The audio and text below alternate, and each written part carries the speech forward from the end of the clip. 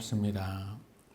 우리가 살아가는 이 시대는 필요 이상의 많은 것들을 움켜쥐며 살아가고 있는 것 같아요. 내가 가지고 있는 것들 중에 필요 없는 것들을 흘려보낼 수 있는 삶이 인생을 좀 더 가볍게 살아갈 수 있지 않을까 생각합니다. 우리가 가진 모든 것들, 움켜쥔 것들도 우리의 코끝에서 호흡이 멈추고 죽음 앞에 있을 때는 가지고 갈 수 있는 게 하나도 없다는 것을 자각하며 살아가는 삶이 가벼운 마음으로 삶을 살아가 있는 삶은 아닐까. 그래서 살아가는 날들 속에서 내 삶에 차오르는 분노를 우리가 조금만 생략할 수 있다면 천사의 날개를 빌리지 않고도 우리는 하늘을 날 수 있을 것입니다. 여러분의 삶에서 하나님께로 가는 길을 방해하는 모든 것들에게서 작은 생략을 하며 살아갈 수 있기를 바랍니다. 자신의 생각을 쉽게 그럼에도 버리지 않고 살아가는 사람들을 우리는 쉽게 만날 수가 있습니다. 오늘 본문에 등장하는 요나의 삶이 그렇습니다. 요나는 이기심으로 가득 찬 오만과 편견에 사로잡혀서 자신의 민족을 짓밟고 유린했던 아수르인들이 구원받는 일은 절대 있어서는 안 된다. 차라리 그들이 구원받느니 내가 죽는 게 낫다. 라는 그런 생각을 일관했던 사람이었죠. 어느 날 그에게 하나님의 말씀이 임하자 그 말씀이 자기의 생각과 다르기 때문에 하나님을 외면하고 도망쳐 버렸던 요나. 그를 그럼에도 하나님은 사랑하시고 그들을 살리려고 노력하시는 하나님. 니느웨 사람들이 구원받느니 내가 죽겠다. 나를 바다로 던져라. 그래서 그 오만한 말에도 배에 있는 사람들은 그를 살리려고 하죠. 그러나 어쩔 수 없이 바다에 내던졌을 때 하나님은 이미 물고기를 예비하셔서 그를 또 살리게 됩니다. 역사학자, 역사의 아버지라고 일컫는 에로도토스는 그의 역사라는 책에서 아시리아는 520여 년 동안 아시아를 지배했다라고 기록합니다. 그런데 그 지배가 처참했습니다. 아수르의 문명의 중심은 니느웨였습니다. 요나서 4장 11절의 말씀을 보면 좌우를 분별하지 못한 자가 12만 명. 이들이 어린아이라고 생각을 할 때 니느웨는 60만 명 이상의 사람들이 살고 있는 도시였습니다. 요나가 살고 있는 욥바에서 니느웨까지 거리는 약 800여 킬로라고 말씀드렸죠. 요나는 니느웨 성에 도착해서 성을 돌면서 하나님이 자신에게 주신 말씀을 선포합니다. 40일이 지나면 이 성이 무너질 것이다. 하나님을 경험한 이후에 요나는 정말 간절함으로 그렇게 선포를 했던 것 같은데 사장을 들어서면 그의 본심은 니느웨 백성들이 이 선포된 말씀에 귀를 막아버리고 지금처럼 살아온 것처럼 그렇게 살아가기를 원했던 것 같아요. 그러나 요나의 발행과는 달리 하나님의 말씀을 선포하자 그들의 심령에 막 변화가 일어나고 회개하고 하나님 앞에 나오게 되는 것이지요. 이런 것을 목격한 요나는 기분이 좋지 않았습니다. 1장에서 요나는 하나님을 피해서 도망치는 도망자의 모습을 우리에게 보여줍니다. 그리고 2장에서는 하나님을 향해서 다시 하나님의 이름을 부르짖는 요나의 모습을 발견하게 되지요. 그리고 3장에서는 하나님의 말씀에 순종해서 하나님의 말씀을 선포하는 요나의 모습을 보게 됩니다. 여기까지면 얼마나 좋겠습니까? 그러나 4장의 모습을 보면 하나님 앞에서 다시 주저앉아서 원망하고 불평하는 요나의 모습을 볼 수 있습니다.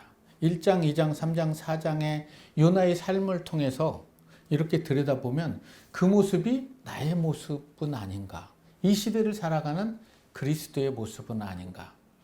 하나님의 은혜를 받았을 때는 무엇이든 하려고 하나님께 감사를 하지만 어느 만큼 신앙생활 하다가 하나님의 말씀과 내 생각이 다르면 하나님을 외면해버리고, 그리고 하나님과 멀어지므로 하나님이 그를 살리기 위해서 어떠한 고난이나 이런 환난을 주게 되면 다시 하나님의 이름을 부르죠. 살려주십시오. 살려주시면 정말 제2의 삶을 하나님께 영광을 돌리며 살아갈 것 같은데, 또 하나님의 말씀이 자신의 삶과 다르게 되면 원망하고 불평하는 이 요나의 모습이 혹시 나의 모습은 아닌지 한 번 정도는 요나서를 통해서 우리가 생각해 볼 수 있으면 좋을 것 같습니다. 오늘 함께 은혜 나눌 말씀은 요나서 4장 9절에서 11절의 말씀입니다. 하나님이 요나에게 이르시되 내가 이 박넝쿨로 말미암아 성내는 것이 옳지 옳으냐 하시니, 그가 대답하되 내가 성내어 죽기까지 할지라도 옳으니이다 하니라.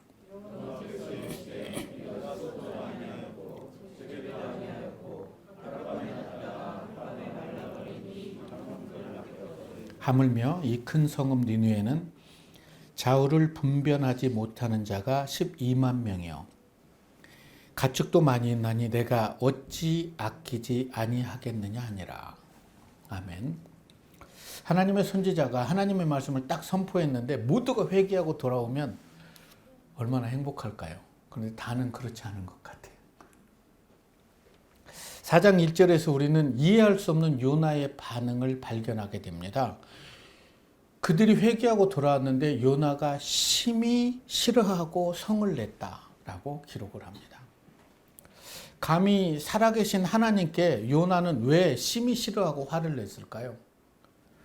바로 앞절인 3장 10절의 말씀을 살펴보면 요나가 싫어하고 성내는 원인이 3장 10절에 기록이 되어 있습니다. 하나님이 그들이 행한 것, 곧 그 악한 길에서 돌이켜 떠난 것을 보시고 하나님의 뜻을 돌이켜서 그들에게 내리리라고 말씀하신 재앙을 내리지 않았기 때문에 심히 싫어하고 화를 냈던 거예요. 하나님이 그러실 줄 알았다는 거죠. 묘하죠?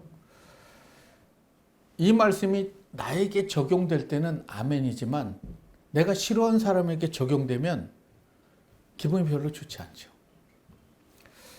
2절의 말씀 안에는 하나님을 향한 요나의 사랑이 담겨져 있습니다. 2절에 보니까 여호와께 기도하여 이르되 여호와여 내가 고국에 있을 때 이렇게 했다고 말씀하지 않았습니까? 그러므로 내가 빨리 다시스로 도망쳤는데 주는 노하기를 더디하시고 은혜로우신 분이기 때문에 뜻을 돌이켜 재앙을 내리지 않는 줄 내가 알았습니다. 그래서 나는 정말 기분이 좋지 않습니다. 죄인이 회개함으로 인해 그 죄인을 용서하신 하나님께 화를 내고 할 말을 다 쏟아내는 요나는 속이 시원했을까요? 여러분 살아가면서 부부간이나 지인들이나 공동체에서 하고 싶은 말 다 하고 나면 속이 시원하죠. 그런데 대가는 지불해야 됩니다. 그래서 우리의 삶에는 작은 생략이 필요하지요. 하고 싶은 말을 다 해서 속은 시원할지 모르지만, 그러나 요나는 그 대가를 지불해야 된다는 것을 알지 못했던 것 같아요. 그렇다면 요나는 왜 감히 하나님 앞에서 화를 냈을까? 이기심이 가득한 편견 때문이라고 저는 생각합니다. 편견은 두 개의 눈을 가지고도 한쪽 눈만 가지고 살아가는 외눈박이를 편견이라고 얘기합니다. 편견은 그의 생각에 독선이 머물 때 그를 사로잡는다고 그래요. 그렇다면 어떤 사람이 편견에 빠질까? 생각이 어리거나 어리석은 사람이 편견에 빠지죠. 살아가면서 가장 위험한 사람은 바로 오만과 편견으로 가득 찬 생각이 병든 사람이 위험한 사람입니다. 요나는 자기 나라 백성들만 구원받아야 되고 은혜를 받아야 된다는 오만함을 안고 살았어요. 그래서 이방 나라 백성들은 하나님께 심판을 받아야 된다는 편견을 품고 살아갔던 사람, 요나였습니다. 니느웨 백성들이 회개하는 것과 그들이 하나님의 은혜를 입는 것을 너무나 싫어했던 사람. 이게 요나의 그릇된 생각이었습니다. 그래서 요나는 두 개의 눈을 가지고도 한쪽 눈으로만 바라보는 그러한 외눈박이였기 때문에 이스라엘 백성들을 축복의 통로로 사용하셔서 이방 민족들을 하나님 품으로 오게 하는 이 하나님의 뜻을 헤아릴 수 없었던 선지자 요나였습니다. 그래서 그는 하나님께 으름장을 드려 차라리 내 생명을 취해 가십시오. 나는 사는 것보다 죽는 게 낫습니다. 라는 이런 엄청난 얘기를 하고 있습니다. 자신의 생각과 하나님의 생각이 달라서 화를 내고 있는 요나. 자, 그렇다면 이런 요나를 하나님이 어떻게 다루실까요? 여러분, 어떻게 다루시면 좋을 것 같아요? 물고기 뱃속에 집어넣어서 죽음의 바닥까지 쳐도 변화가 되지 않아요. 혹시 오늘 본문에 등장하는 요나의 모습이 나의 모습은 아닌가? 나와 상관없는 사람이 예수를 안 믿어도 아무렇지도 않습니다. 내가 미워하는 사람은 예수를 안 믿어야 되는 이런 생각도 가질 수가 있죠. 그렇기 때문에 요나는 내가 아닌 다른 사람들의 죄를 심판하려고 합니다. 자기의 죄를 보고 내가 하나님 앞에 죄인임을 고백하는 이런 삶을 살았다면 얼마나 좋겠습니까? 세상에는 두 가지의 죄인이 있다고 그러죠. 내가 죄인인 줄 아는 죄인, 내가 죄인인지 모르고 살아가는 죄인. 두 번째가 요나였던 것 같아요. 하나님께서는 그를 하나님의 마음을 알게 하셔서 파도를 통해서 물고기를 통해서 박능고를 통해서 요나를 깨닫게 하십니다. 그 이유는 뭘까? 오만과 편견에 사로잡혀 있는, 그래서 제멋대로 신앙생활하고 있는 요나에게 하나님의 마음을 알게 하기 위해서 여러 가지 이적들을 그에게 보여주셨습니다. 그럼에도 불구하고 요나는 자신의 생각과 하나님의 생각이 다르면 하나님을 외면해버렸죠. 말도 안 되는 소리다라고 하면서 도망치는 요나. 그럼에도 끝까지 추적하시는 하나님. 누가 이길까요? 누가 이길까요? 여러분, 하나님이라고 말씀하신 분들은 이제 그만 도망 다니세요. 하나님은 끝까지 추적하시는 하나님. 1장 17절의 말씀을 보면 이렇습니다. 여호와께서 이미 큰 물고기를 예비하사 요나를 삼키게 하셨으므로 요나가 3일 사냐 물고기 뱃속에 있다. 그런데 이 17절에서 이미라는 단어가 참 은혜가 되죠. 내가 정말 하나님을 거부하고 내 마음대로 살아가더라도 이미 하나님은, 하나님의 사랑이 이미 그 끝까지에서 함께 하신다는 거. 보호막을 쳐주시는 하나님. 하나님께서 요나에게 니느웨 성으로 가라 가신 이유는 심판의 메시지를 전달하기 위함이었죠. 누구든지 하나님의 말씀에 순종하면 하나님의 은혜가 부어진다는 걸 요나는 알아요. 그런데 하나님의 말씀에 순종하지 않으면 너처럼 물고기 뱃속에서 3일 사냐 지옥 같은 삶을 경험해야 되는데 너는 그걸 경험했으니까 그것을 가지고 그곳에 가서 선포하라는 거예요. 요나가 만약에 니느웨 성에 가지 않아서 심판의 메시지가 선포되지 않는다면 좌우를, 선악을 알지 못하는 어린아이 12만 명, 그리고 거기에 있는 60만 명이 다 하나님의 심판을 받아야 돼요. 그런 위급함을 알게 하시고 싶었지만 요나는 그게 나하고 무슨 상관이냐는 거예요. 심판하시라는 거예요.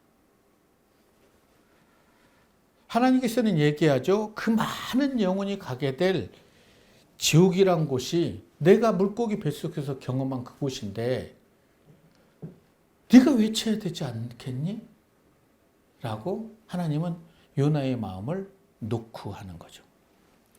그런데 요나가 얼마나 자기 중심적인 사람인지 물고기 뱃속에서 지옥을 경험하며 하나님의 이름을 부를 때 청길 바닷속에서 부르짖었던 그 음성을 들어주시고 그를 살려주셨음에도 불구하고 다시 선포하면서 그들이 회개하지 않기를 기대하고 있었다는 것. 자, 그렇다면 나의 모습은 어떤가? 하나님 앞에서 나의 모습은 요나의 모습은 아닌가? 요나의 모습이 나의 모습이라면 나는 어찌해야 되는가? 내 생각으로 가득 찬 외눈박이 편견의 눈으로 세상을 살아가고 있다면 이제는 예수 그리스도의 보혈 앞에 그 모든 것들을 내려놓고 이 편견의 눈을 내려놓을 수 있게 해달라고 기도한 후에 하나님의 눈으로 세상을 바라볼 수 있기를 하나님은 기대하고 계세요. 요나는 하나님의 말씀을 외친 후에 니느웨 성이 과연 심판하실까? 하겠지. 그거 보고 내가 가야 되겠다. 그래서 고국에 가서 우리의 민족을 괴롭혔던 원수인 나라를 하나님이 심판하셨는데 내가 그 일조를 하고 왔다라고 하고 싶었던 거죠. 그런데 그 심판을 기다리는 중에 웃지 못할 일들이 펼쳐지죠. 6절에서 8절의 말씀입니다. 하나님 여호와께서 박넝쿨을 예비해서 박넝쿨이 피어나서 요나를 햇빛에서 가려주는 거죠. 그랬더니 요나가 그 박넝쿨 때문에 너무나 행복해요. 그런데 이튿날 벌레가 그 박넝쿨을 갉아먹게 해서 시들어버려요. 그러니까 햇빛이 쨍쨍 내리고 동풍이 부니까 스스로 죽기를 구해요. 그리고 사는 것이 죽는 것보다 낫습니다. 하나님께 외쳐요. 요나는 짱구죠. 왜 거기서 바라봐요? 그냥 그늘이 없는 집에서 호텔에서 머물면서 소식 들으면 되잖아요. 아닌가요? 오늘 심판할 거야. 내 눈으로 목격해야 돼. 그래서 저는 요나가 좀 짱구다. 호텔에 머물면서 전망이 좋은 데서 이렇게 멸망하는 것을 볼 수도 있었는데 요나의 삶에서는 그를 보호해줄 생략을 찾아볼 수가 없었던 것 같아요. 하고 싶은 말 마음대로 하고요. 하고 싶은 행동을 막 해야 되는 겁니다. 박넝쿨 하나에 기뻐하고 박넝쿨 하나에 막 차라리 죽이세요. 막 이렇게 외치는 요나. 하나님께 분노를 쏟아내고 있는 요나에게 노하기를 더디하시고 인자하신 하나님께서는 어이없는 미소를 지으시면서 이렇게 얘기하시죠. 내가 이 박넝쿨로 인해 성냄이 합당하니? 요나가 뭐라고 그럴까요? 합당합니다. 이렇게 얘기를 하는 거예요. 기다렸듯이 그렇게 얘기를 하죠. 이 모습이 우리의 모습은 아닙니까?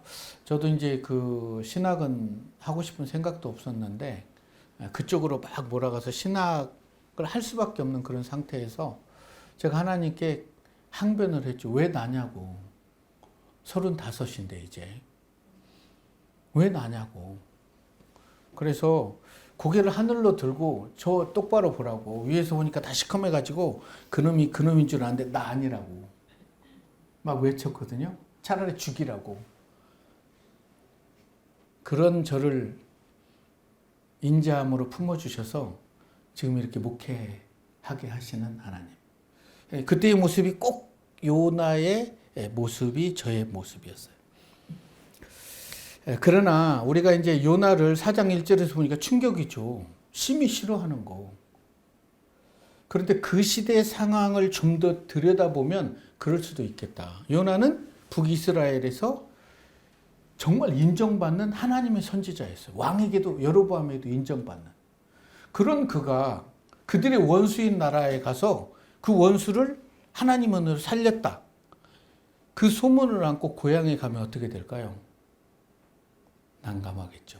그런 오명을 자기는 안고 살아갈 수가 없어서 차라리 죽는 게 낫다라고 선택해버리는. 그래서 복음보다는 민족주의자를 선택했던 그런 분이 요나였던 것 같아요. 그래서 요나는 그렇게 화를 내죠. 그래서 죽여달라는 요나에게 오늘 본문 10절 11절에서 내가 수고도 않고 키우지도 않았는데 하룻밤 났다가 하룻밤에 또 시드는 이런 박넝쿨은 엄청 아끼는데 니느웨에는 좌우를 분별할 수 없는 선악을 알 수 없는 천하보다 귀한 영혼이 12만 명이나 있는데 네가 내 마음을 가지고 그들에게 복음을 전해주면 안 되겠니? 라고 물어보는 거죠. 이들뿐만이 아니라 너도 이렇게 소중하다는 것을 좀 기억해 줬으면 좋겠다. 그리고 너와 똑같은 생명을 가진 자들이 60여만 명이 있는데 이들이 박넝쿨보다 훨씬 소중하지 않니? 라고 하나님이 요나의 마음을 놓고 하는 거예요. 너를 통해서 그들이 구원받을 수 있다면. 그들을 통해서 하나님을 알지 못하는 많은 백성들이 주님께 돌아올 수 있다면 그게 내 마음인데. 10절, 11절 말씀을 통해서 요나는 끝없이 기다리는 하나님의 사랑의 설득을 통해서 잃어버렸던 하나님을 향한 사랑을 회복합니다. 그래서 하나님의 신실한 종이 돼서 하나님의 품에 안길 때까지 하나님의 복음을 전했던 선지자 요나였다고 생각을 합니다. 11절의 말씀으로 끝나버리는 성경은 요나밖에 없습니다. 그래서 처음 제가 요나서를 읽을 때는 거기다 그래서 어쩌라고 이렇게 끝내고 어떻게 되는 거예요 이게 지금. 그런데 성경을 더 연구하고 이렇게 깊게 묵상해 보니까 12절, 13절, 14절은 우리에게 쓰시라고 비워놓은 것 같아요.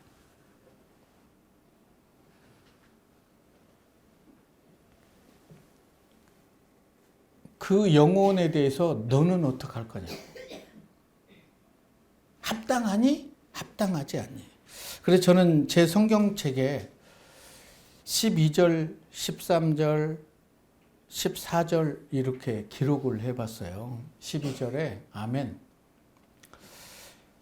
하나님께는 저와 이스라엘 뿐만이 아니라 이방나라 백성들까지도 사랑해 주시는 분임을 제가 이제 알았습니다.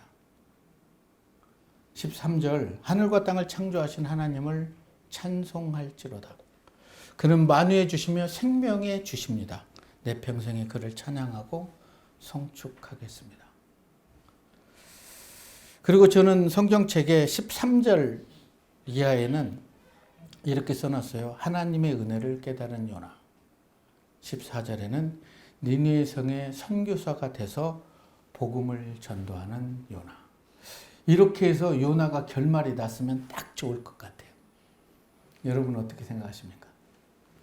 하나님의 은혜를 온몸으로 체험한 요나는 그곳에서 정말 물고기 뱃속에서는 살기 위해서 아무런 생각을 하지 않았는데 지금까지 하나님을 만난 경험을 모든 것을 통해서 하나님의 은혜를 깨달아 버려서 그 누구보다도 회개하고 통회의 눈물을 흘리고 감사를 피어 올릴 수 있었던 것 같아요. 그래서 이 자신을 불렀던 건 자신을 회개케 하고 깨닫게 하기 위해서 요나서가 기록된 거지 니느웨 백성들이 구원받는 게 주인공은 아니었다는 거예요. 오늘 예배를 통해서 여러분 개개인이 하나님의 말씀에 은혜를 받고 회개하고 하나님 앞에 나오는 것이 중요하다는 거예요.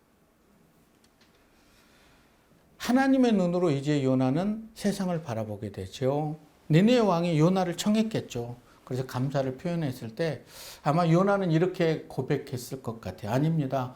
이 나라를 긍휼히 여겨주신 분은 하나님입니다. 나는 이 나라가 심판받기를 원해서 도망쳤던 죄인입니다. 미안합니다. 니느웨 왕은 요나에게 감사를 표현하고 이곳에 머물러서 이 나라 백성들에게 복음을 전해 주십시오. 그렇게 부탁을 했을 것 같아요. 그 부탁을 받아들였는지 안 받아들였는지는 모르겠어요. 성경에 나온 인물 중에 최고의 복음 전도자 요나였습니다. 제주 도민을 정도의 인원, 니느웨 성에 한 바퀴 돌면서 선포를 했는데 그들이 다 믿어버린다면 얼마나 좋겠습니까? 내 생각과 내 욕심을 내려놓고 예수 그리스도의 심정을 가지고 주님의 말씀에 순종하는 발걸음에 하나님의 은혜와 능력이 부어진다는 것을 기억하시기 바랍니다. 제이 오스틴의 오만과 편견이라는 책에 오만과 편견을 이렇게 정의합니다. 편견은 내가 다른 사람을 사랑하지 못하게 하고, 오만은 다른 사람이 나를 사랑할 수 없게 만드는 것이다. 요나는 어느 누구도 사랑하지 않고 어느 누구도 자기를 사랑하지 못하게 하는 오만과 편견을 안고 살아갔던 사람이었습니다. 어쩌면 이 시대의 그리스도인들이 오만과 편견을 안고 살아가기 때문에 세상 사람들이 우리가 믿는 하나님을 손가락질하고 있지는 않는지 우리는 한 번 정도는 생각해 볼 수 있었으면 좋겠어요. 그래서 내 안에 있는 오만과 편견을 내려놓게 되면 다른 사람이 나를 사랑할 수 있고 내가 그들의 영혼을 위해서 기도할 수 있는 그런 삶을 펼쳐갈 수 있으리라고 생각합니다. 자기를 버리고 자기 십자가를 지고 주님을 따르는 것이 제자들은 어려워 보였는데 예수님이 자신을 위해서 많은 매를 맞고 십자가에 죽으시고 부활하셔서 그들에게 생명을 주시고 깨닫게 하신 이후에 그들은 자기의 십자가를 지고 주님을 따르는 걸 기쁘게 여기며 그들의 발걸음은 아주 가벼웠습니다. 그때는 주님 말씀하시면 내가 나아가는 거죠. 그리고 모든 것이 하나님의 은혜라고 고백하고 나를 불러주신 게 감사하다는 그런 고백을 피어올릴 수 있었죠. 저는 여러분의 삶이 그런 삶이었으면 좋겠습니다. 1장, 2장, 3장, 4장의 요나를 건너서 이제는 하나님을 경험하고 오만과 편견을 다 내려놓고 나를 사랑하고 나를 사랑하는 사람을 사랑하고 하나님이 사랑하시는 그 사람을 품고 기도할 수 있는 그런 삶을 살아낼 수 있기를 주님의 이름으로 축원합니다.